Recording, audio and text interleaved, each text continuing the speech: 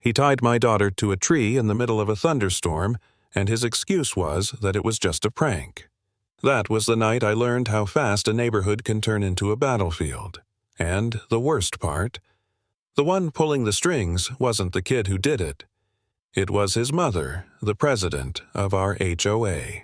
My name's Nate Walker. I've always been the guy who stays calm when everything else is blowing up. It's not some Zen philosophy, just survival. My wife, Heather, she's the smart one, always 5 steps ahead, and Isabel, my stepdaughter technically though. I hate that word. She's got a spine made of steel for a 14-year-old. We lived in a place called Burfield Meadows, which sounds like some magazine spread green lawns, smiling neighbors a pool. You're not allowed to splash in. But on the other side of the postcard was our HOA ruled by Karen Goodson, a queen sitting on a throne of bylaws and petty threats.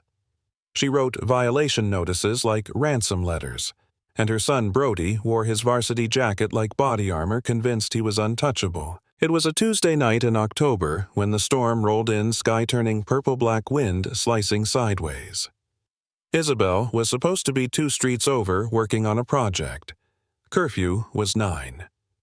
At 9:15, Heather's face was pale, staring at her phone. At 9:30, mine buzzed. I answered and heard a voice that cracked my ribs open. "Nate, I'm in the field." He tied me to the tree. Brody. Him and his buddies had lashed her to the massive cottonwood in the common ground like some twisted campfire stunt. I yanked on my boots, Heather dialing 911 with hands that didn't shake. We tore out the back door into the storm flashlights useless in the downpour. And then I saw her blue jacket plastered to the trunk rope cutting into her wrists, her teeth chattering so hard I could hear it over the wind. "The bark is eating me," she whispered. I pressed my shoulder against the tree and cut at the knots with my multi-tool. Heather's voice steady, Isabel trying to laugh through the shivering. Finally, the last rope snapped and she collapsed into Heather's arms. We wrapped her in my jacket and stumbled back to the house. And through the sheets of rain, I swear I saw them, figures at the far end of the field, watching. By the time we got Isabel inside, her lips blue, her whole body shaking. The rage in me was like fire trapped in glass. But that night had only started. Isabel had called 2 people from that tree 911 and her father Mark, and Mark wasn't like me. Mark was Delta Force for 20 years. Where I stay calm, he is the storm. He showed up 10 minutes later, headlights blazing, rain still hammering. And he didn't go to my house first. He went straight to Karen's. I chased after him, yelling for him to stop, but by the time I got there, he already had Brody by the jacket. Karen stood behind her son, smug as a snake. "Boys will be boys, Mr. Walker," she sneered. "Maybe your girl should learn consequences." Mark's answer was a fist to Brody's jaw, precise and brutal. The kid dropped like a puppet with its strings cut. Karen screamed. The deputy who'd just pulled up shouted commands, gun out. Mark didn't fight. He let himself be cuffed calm as if he'd just taken out the trash, but the look he gave me was a message I did my part. "Now you do yours." Karen used that punch like a gift. Within hours, she had the neighborhood email list buzzing, painting Mark as a lunatic who attacked innocent kids. By morning, people were whispering, crossing the street to avoid us. And the harassment started trash on our doorstep. Nasty notes, then a brick through Isabel's bedroom window with a piece of rope tied around it. Message received they could reach her any time they wanted. I called the cops. The deputy shrugged, said it was probably kids. Kids don't throw bricks tied to the same rope used to bind my daughter. That was the moment I felt it, that crushing weight of helplessness. I sat on Isabel's bed glass, crunching under my boots, holding that brick like it might swallow me. I wondered if I'd failed my family by being calm, by not going full storm like Mark. Maybe my way was weak.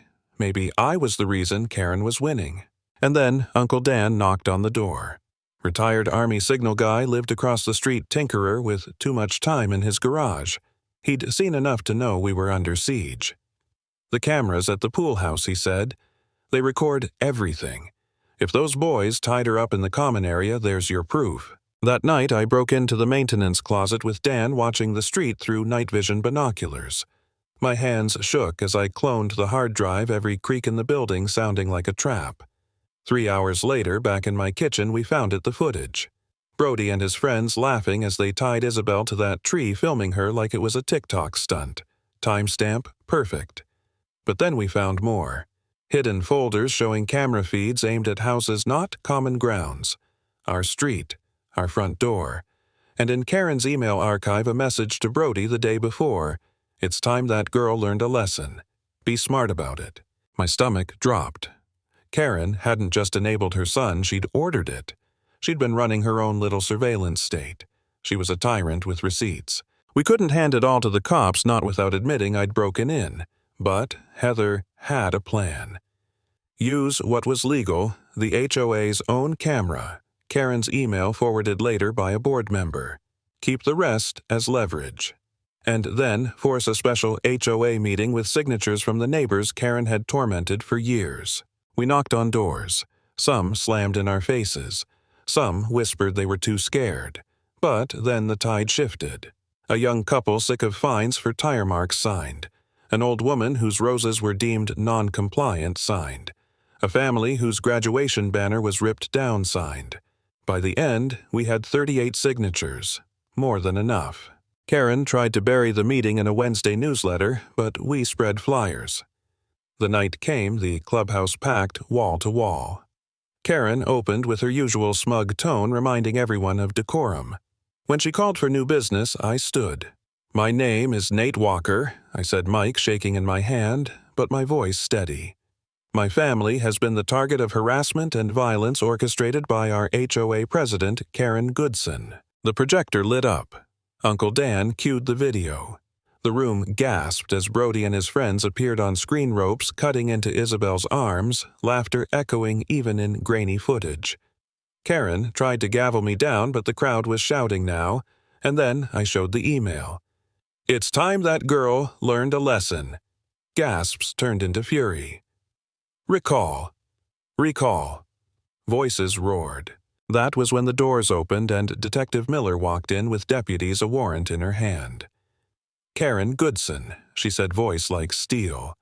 We're seizing the HOA's records and equipment. Brody was cuffed right there for unlawful restraint and intimidation. Karen sputtered, denied, called it fake. No one bought it. One neighbor shouted, "So were my fines." Karen laughter cracked through the tension. Then came the vote. Hands shot up across the room. Nearly unanimous, Karen and her board recalled on the spot. Her power evaporated in 15 minutes, her son crying in cuffs, her throne of petty rules collapsing into dust. I stood there watching her face twist from rage to disbelief. She had always believed she was untouchable, but that night proved something else. No one is untouchable when good people finally decide they've had enough.